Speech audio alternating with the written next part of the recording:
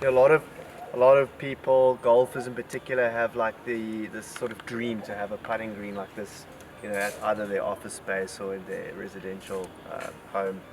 You know, how much work and effort goes into maintaining a putting green of this caliber, you know, in your office or at your home. I wouldn't recommend anybody to have it at their home, although I'd love the business. Yeah. No, it's a lot of work because you need the right equipment. So walk behind today Yeah. costs you about 200,000, and then you should sand it and tine it and mow it every day to Yep. get it. I mean, this is just like, this is not Pearl Valley standard, you know. It Yeah, but runs it's at proper maybe bent, it proper bent. runs at about 10 or whatever. So we don't try and groom this and roll it and sand it. No, it's awesome. I always love coming to your offices. I really feel that they personify not only you as an individual, but also Golf Data as a company. It's very professional. Its roots are entrenched in golf, and I always feel like your office building is kind of like a manor house, clubhouse. You know, you feel when you walk in like you're stepping into tradition, you're stepping into history, and golf, as you know, is a game so rich in all of those Yes. things. But you know, how much time do you actually spend on this putting green? I mean, you probably look at it more than you putt on it. But I mean, During the lockdown, I was putting well, but I'd spend, because everybody was bored. Yeah. So I'd come down here and really practice. So when I played decent golf, way back when, yeah, I spent lots of time around the green, so I could chip and putt, because I could never hit the ball very well. okay. So now I Well, enjoy it. should we have a go? Should we have Should one? we have one a little hole? go? When you visit us, you have to have our normal 9-hole challenge. Okay. And how that works is, if there's 4 of you or 2 of you, you choose a place to tee off anywhere on the green. You'll decide. A hole number 1 you choose. You can come here, I see. and you could putt to that little Himalayas on the top there. And you play medal, 9 holes medal, or match play, whatever. And then Rob, you choose the next tee. Anyway, you can go and, if you think Damian can't hold a short putt, then you give him one of these. You tee off from here. So you've been practicing the short putt. So this is hole number 2. You knock it. Okay, so you get the idea. Yeah, go. You go first, Rob. No, I want to see you. No, we want to see the No, I pace. wanna see the We champion. want to see the line. Do I actually play to lose? No, play to win. No. Impressive. That's impressive.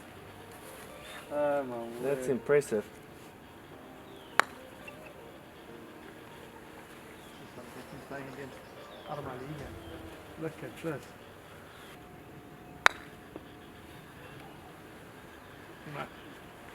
Ta-da. Okay, that's all.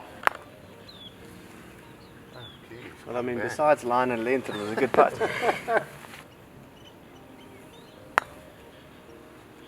You got it. Get you in. got one Get in. Oh. And the guinea fowl. Oh, he didn't hit it. Murdering me. Didn't hit it. So, Robbie, so we've experienced your putting green. I'd love to take a little bit of a walk around your offices. I mean, it's really a beautiful building. It is there already. That's how it was. So what happened between 2004 and 2021, where that look has changed significantly, especially on the property lines? I think a lot of that look was, the natural fynbos that came through, and we planted a lot of fynbos, remember? Yeah. My favorite golf course, Muirfield Village, where I've been very fortunate to go to the memorial. And then obviously these are the pride and joy, my family, Yeah. Sean and Kimmy and Mari and the girls. Thank you so much for your time yesterday. Yesterday's podcast, we unpacked a lot of the history behind Golf Data, a lot of who you are as Robbie Marshall and your road to success. Having just played 9 holes with you now at Pearl Valley, when you take your mind back to when you built the golf course in 2003, how much has the course changed and evolved over those years? Well, I think the trees have made the biggest difference on the golf course, because when we built the golf course there were only the big pine trees. So now there's these corridors, and the homes are not as obvious as they were then. Yeah. The trees have softened the real estate, which is nice. On a lot of the larger bunkers, I mean, you've had the privilege of being part of having a look at the kind of the 10-year plan that we've put forward together with Nicklaus Design. What do you think about the thinking of reducing a lot of those bigger bunker complexes to be a little bit smaller and reduce that surface space? Without a doubt. I think, in fairness to the Nicklaus team and to Jack, when they came onto the site, as I say, other than the pine trees, they had to fill a lot of green spaces. Otherwise, it would have just been like a big green desert. Yeah. So they dotted a lot of bunkers around, typically number 1, number 10, the long bunkers that are now kind of obsolete in many instances. 2 hot topics up for discussion at the moment that are currently on the table. The one is, taking Pearl Valley into the future. There's a lot of talk around, number one, what are the grass types? What are the best grass types to use, A, in the rough, and B, on the fairway? That's the one question. And then tying the out-of-play look more seamlessly into the golf course itself. I'd like to get your viewpoints on those 2 questions. Those are tough questions, aren't they? So, we all know that we went for the cool season grasses, and there were some very good reasons for doing that. Because the warm season grasses, once you get it cold, and that can start like soon, in April, then you would have a dormant golf course, which you'd have to overseed. Kikuyu was out of the question at the time because of the environmentalists, and I don't think Kikuyu, I think this is a good golf course, because when you got a Kikuyu golf course, you take that little pitch and run shot out of the game, where you can use the surrounds to roll the ball up, especially when you got those front pin positions. I don't like it. I would hate to see Kikuyu on this golf course, because it would just kill that shot. It would kill that shot. Then every shot around the green, you end up with a lob wedge. That would be tragic. As Mark would tell you, the turf industry is evolving all the time. So there could be a cool season hardy fescue, a dwarf fescue that would take the drought. As we know, it's tough here in the winter. It's tough in the winter because you get all the rain. Fortunately, the golf course rains well.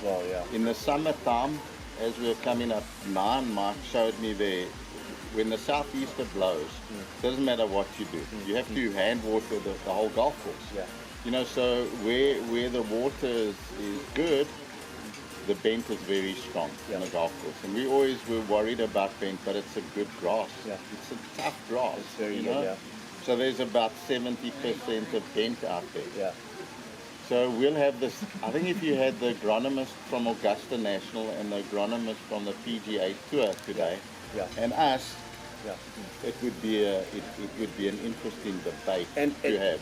And what I like about your answer is it's exactly what you said yesterday when you sat with Rob and myself, and you said there's no golf course that can present itself as an Olympic athlete for 12 months of the year. It's just not possible. And I think the way we have it at the moment is we've got a great golf course for 9 months of the year, and yes, it takes a little bit of strain through the summer, but for the most part it's great.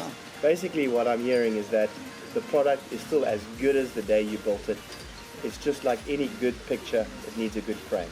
Needs a good, and things change. I mean, Jack is doing a major revamp of Muirfield Village. Well, he did it last year. Now I had the privilege of going to the memorial. I got an invite every year, and you went to the memorial, and that is by far one of my favorite golf courses.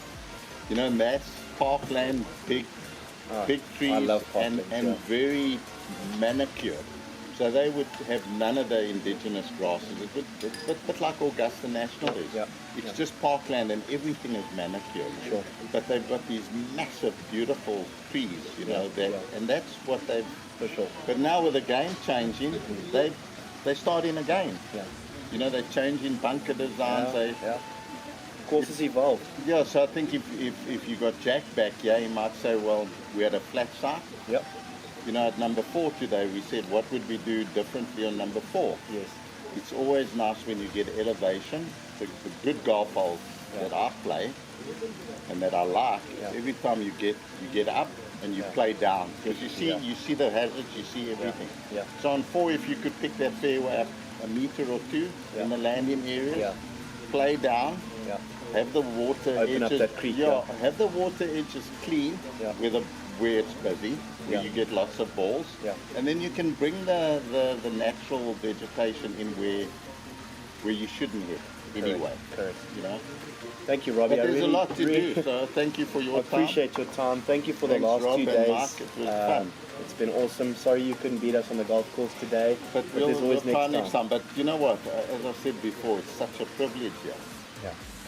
You can go anywhere and you come back here and it's really, it's very well done.